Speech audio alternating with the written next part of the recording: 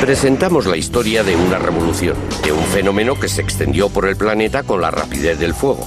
Es el relato de unos visionarios, de unos jóvenes rebeldes e ingeniosos hippies renegados. Durante 2 décadas mantuvieron entre sí duras rivalidades y disputas legales. Incluso se vieron envueltos en espionaje internacional con el propósito de convertirse en las estrellas de una nueva sensación, de un producto que los jóvenes de todo el mundo encontrasen irresistible y que produciría una peligrosa adicción.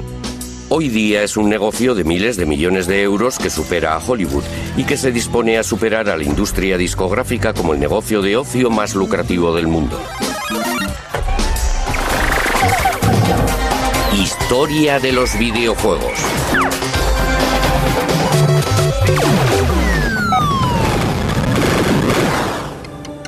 Todo empezó en 1972 con un puñado de rebeldes del Valle de Silicon que abandonó su trabajo rutinario de ingenieros con el fin de lograr hacer realidad su sueño de crear videojuegos.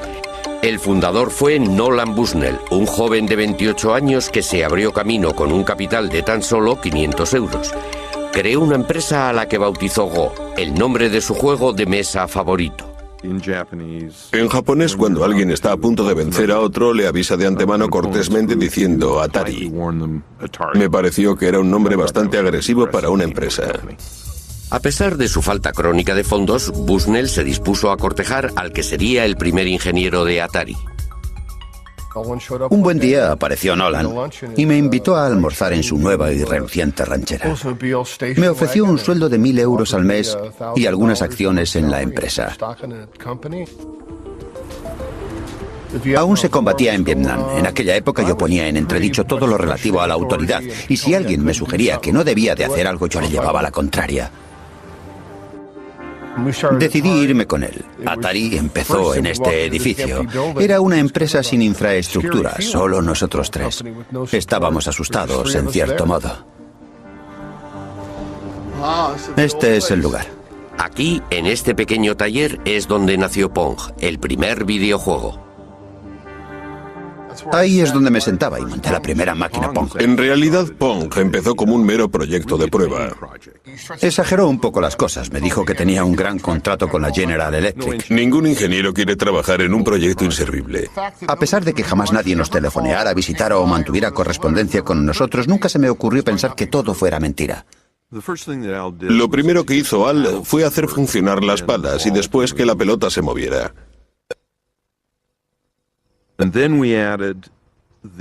El lugar donde la pelota golpeara la pala determinaría el ángulo de rebote.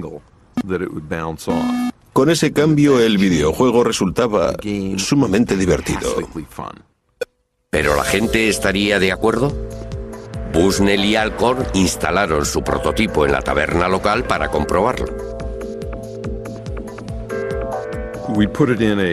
La instalamos en una caja de madera que tenía encima un papel muy pegajoso, realmente pringoso. Para recoger las monedas montamos una cajita de un caballito de esos en los que se montan los críos y colocamos la caja encima de un barril. Nos alejamos un poco, tomamos una cerveza mientras observábamos lo que ocurría. Uno de los asiduos del bar se acercó a la máquina y estudió en silencio el movimiento de la pelota en la pantalla. Introdujo una moneda y empezó a jugar. Finalmente cayó en la cuenta de que había 2 mandos con los que se manejaban las raquetas y jugó la primera partida. Pronto una pequeña multitud se congregó a su alrededor para observarlo. Hasta entonces la gente no había visto nada en una pantalla televisiva que no procediera de un estudio.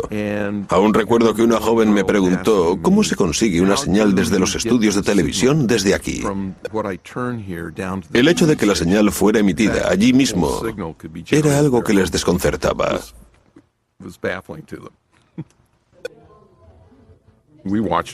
Estuvimos observando todo aquello y nos fuimos a casa. Al día siguiente nos llamaron para decirnos que la máquina se había roto. Abrimos la máquina y comprobamos que el problema era que la caja estaba tan llena de monedas que no cabía ni una más. Pensé, es un problema que fácilmente podremos solucionar. Cuando Nolan vio lo bien que funcionaba Pong, el dinero que estaba haciendo, se dijo, tengo una mina y lo que vamos a hacer es multiplicarla. Atari había empezado su andadura. Bushnell alquiló el local más barato que pudo encontrar, una pista de patinaje en desuso, y allí mismo montaron la primera fábrica. Cuando anuncié en la empresa que íbamos a montar 100 máquinas al día, todo el mundo me dijo: Nolan, estás loco de remate.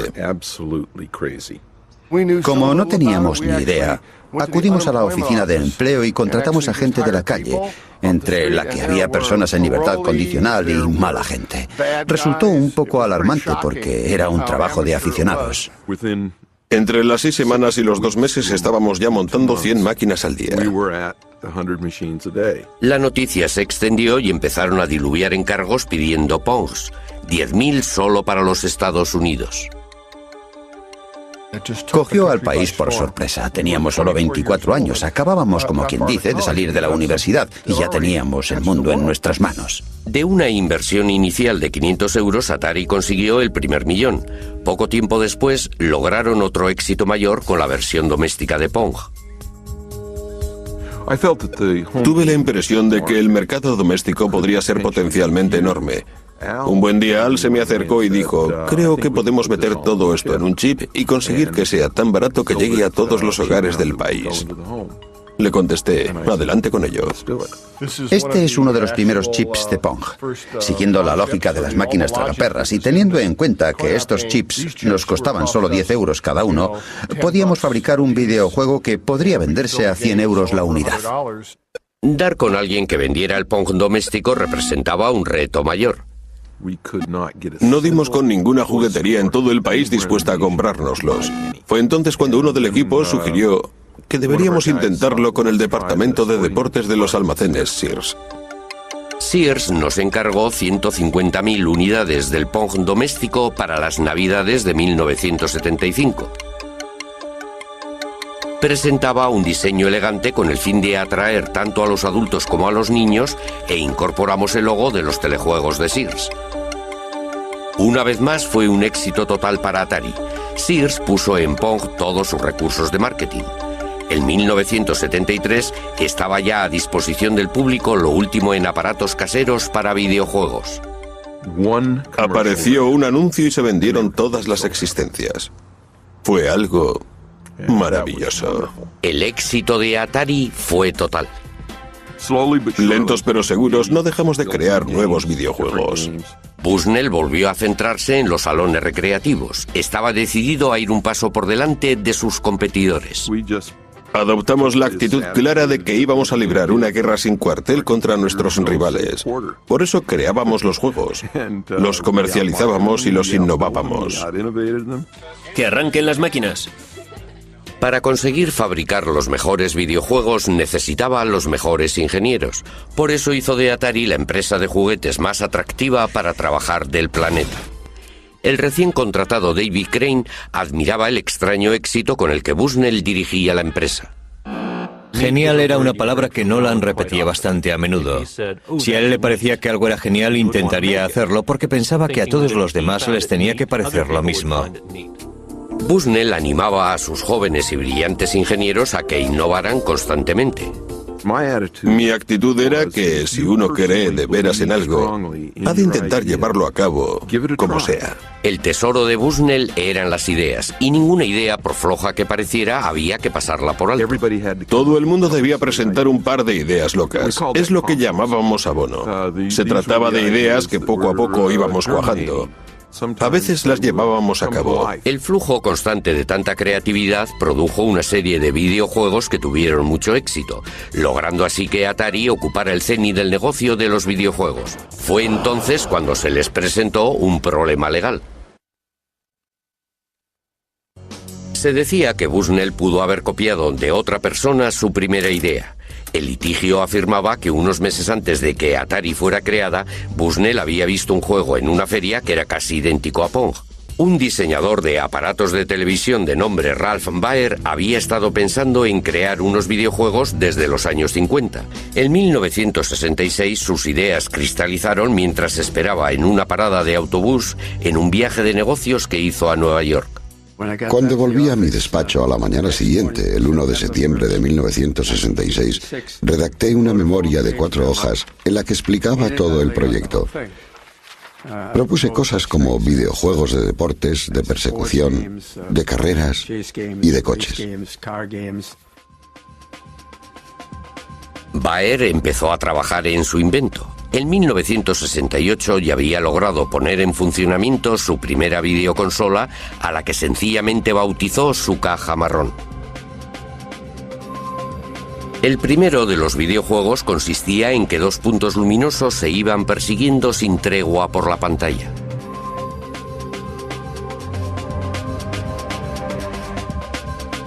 No tardó en aparecer un juego de ping-pong. Esto ocurría 4 años antes de que Bushnell y Alcor aparecieran con su Pong. Magnavox Television firmó un contrato con Baer y produjo una versión muy cuidada de la caja marrón. El Odyssey ofrecía 12 videojuegos diferentes. Cada juego tenía su color, que servía para hacer resaltar los gráficos que se iban superponiendo uno tras otro. Además de los controladores, Baer también sacó el primer haz de luz para los videojuegos en los que había que disparar. Un invento que supuso todo un adelanto en su tiempo. El Odyssey fue lanzado al mercado en una feria en 1972 en Nueva York. Fue el mayor éxito de la feria. Todo el mundo, incluida la prensa, estaba entusiasmado. Magnavox presenta Odyssey, 12 emocionantes videojuegos con los que podrás jugar en tu televisor. El 24 de mayo de aquel año, en otra feria en el Valle de Silicon, apareció un nombre en el libro de visitas: Nolan Bushnell. Probó los juegos ofrecidos por el Odyssey. Se divirtió con el juego del ping-pong. El hecho cierto es que vi el juego Odyssey y la verdad no me pareció un juego muy inteligente. Tanto si Bushnell se había inspirado en el Odyssey como si no, Ralph Baer ya había patentado sus diseños. Esta es la patente, y si uno se fija en la letra pequeña, se puede ver que fue presentada en enero de 1968. Consta de un televisor y debajo tiene 2 controles manuales, uno a cada lado. Magnavox, basándose en las patentes de Baer, denunció a Atari. Nuestra postura siempre fue clara. Dijimos, solo llegaremos a un acuerdo si nos cuesta menos que aceptar un pleito.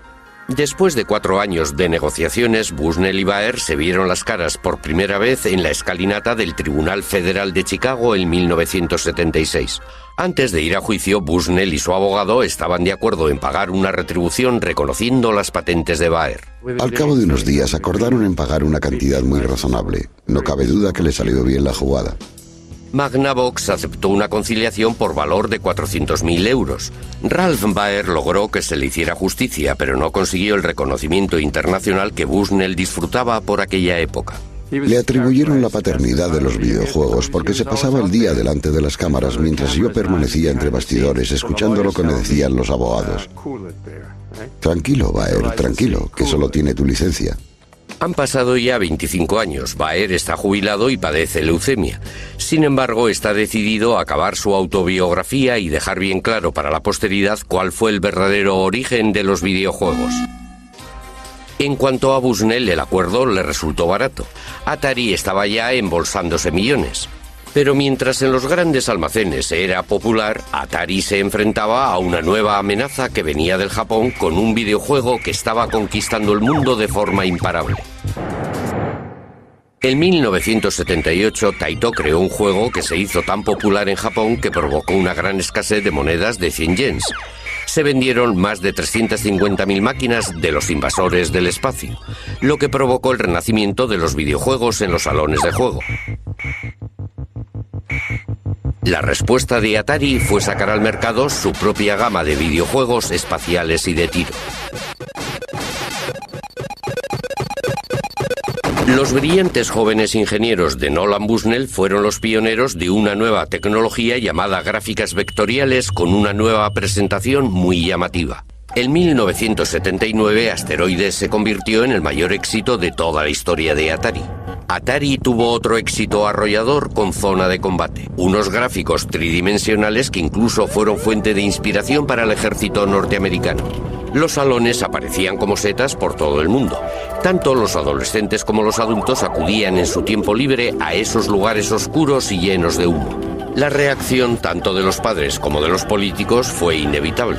En la prensa pululaban a diario historias sobre jóvenes delincuentes y de chavales que hacían novillos. Los salones de juego fueron tildados de cuevas de perdición. Fue entonces cuando Atari presentó una solución. En 1975, sus ingenieros empezaron a trabajar en una nueva idea. Un sistema en el que se podían llevar a casa en unos cartuchos los mismos videojuegos que los que disponían los salones recreativos. Este es el primer prototipo del sistema de videojuegos en cartuchos de Atari. Tiene todos los elementos que se necesitan en un prototipo. Tenemos el cableado y las palancas del videojuego del tanque. Sabíamos que necesitábamos esto para poder jugar a Pong, para poder jugar al videojuego del tanque, porque tenía que ver con los juegos teledirigidos y otros, pero no estábamos muy seguros de lo que íbamos a hacer con ello. Adelante, Controller, es el capitán de una nave espacial. El VCS fue lanzado al mercado en 1977, montado en una caja elegante con interruptores bien diseñados y los primeros joysticks en una consola casera. ¡Vamos allá! Debido a que Atari era el número uno de los éxitos de las máquinas para las salas de juego, fue capaz de producir una serie completa de aparatos para aplicar a todos los VCS. En 1980 Atari se hizo con los derechos de los invasores espaciales. ¡Ya están aquí! ¡Los invasores espaciales de Atari! Ya puede usted jugar en su casa con el juego más popular de cuantos hay en los salones recreativos. Acción en el espacio dentro de su hogar. Aquellas navidades se vendieron millones de consolas VCS, de modo que los adolescentes pudieron jugar en casa con los invasores del espacio. Les presentamos un estupendo nuevo videojuego de Atari llamado Pac-Man. Los ingresos conseguidos por Atari la convirtieron en la empresa que más rápidamente había crecido en la historia de los Estados Unidos. Pero la meteórica carrera de dicha empresa atrajo la atención de Warner, que le hizo a Bushnell una oferta que no pudo rechazar. Adquirieron Atari por 28 millones de euros, un negocio que se había iniciado con un capital de tan solo 500 euros. Todo el mundo tiene un Atari, la número uno en los videojuegos. En aquellos tiempos era un montón de dinero. Era mucho más de lo que yo había soñado jamás. Pero representó el principio del fin de Atari. Bushnell, al cabo de muy poco tiempo, acabó rompiendo con los nuevos propietarios. Estábamos lanzando al mercado los VCS y comenté a los míos, bien, se acabó lo de los VCS. Y me dijeron, ¿qué? Añadí, bueno, no, pero va a ser así. Y se quedaron horrorizados. Los nuevos dueños de la Warner estaban insatisfechos de la dirección de la empresa. Eran neoyorquinos y no lo entendían. Pensaron que todo era muy raro y empezaron a desmontarla trozo a trozo, a desmontar toda la cultura corporativista que teníamos. Y al final lo que hicieron fue aniquilar la empresa. Fue la cosa más torpe que he visto en mi vida. Finalmente, tras una serie de decisiones importantes tomadas por los nuevos jefes, Bushnell tuvo que abandonar su cargo. Le indemnizaron y le pusieron de patitas en la calle. La industria había perdido a su visionario pionero, pero no se habían acabado los problemas de Atari. Bajo la nueva dirección, los diseñadores estrella de la talla de Davy Crane no eran ya valorados por el papel que habían jugado en el mayor éxito que había disfrutado la empresa. Nos hicieron un montón de promesas que jamás cumplieron. Nosotros teníamos unos ingenieros clave que elaboraban los cartuchos para los videojuegos, que ganaban entre 50 y 60.000 euros al año. En 3 o 4 meses producían el software para un cartucho que podía llegar a venderse por un valor de 100 millones de euros. Si nos hacían pensar que no valíamos más que los encargados de poner los tirafondos de las cajas, eso quería decir que no estábamos en la empresa adecuada. Davy Crane y otros 3 diseñadores importantes abandonaron Atari y crearon su propia empresa, Activision. Tras 2 años de pleitos con Atari, se hicieron con los derechos para poder diseñar y producir sus propios videojuegos.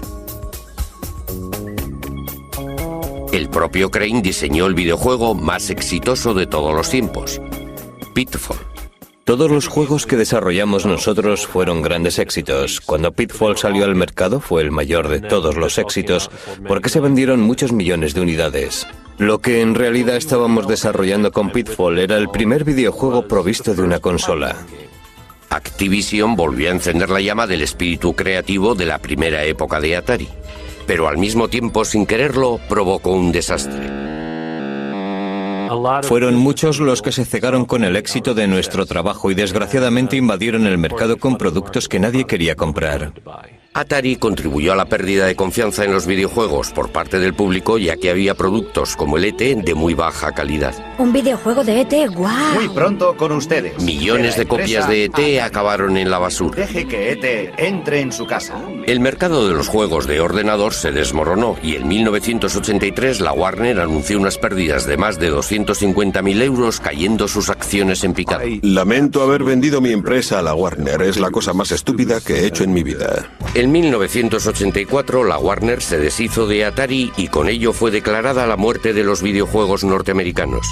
Pero en otros lugares, una nueva raza de diseñadores de tan solo 12 años que trabajaba en sus habitaciones estaba resucitando la industria que acabaría convirtiéndolos en adolescentes millonarios.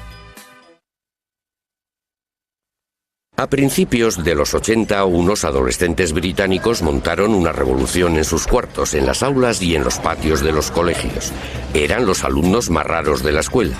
Unos genios de la ciencia que eran buenísimos en matemáticas pero con pocos amigos, y que sin embargo se iban a convertir en millonarios.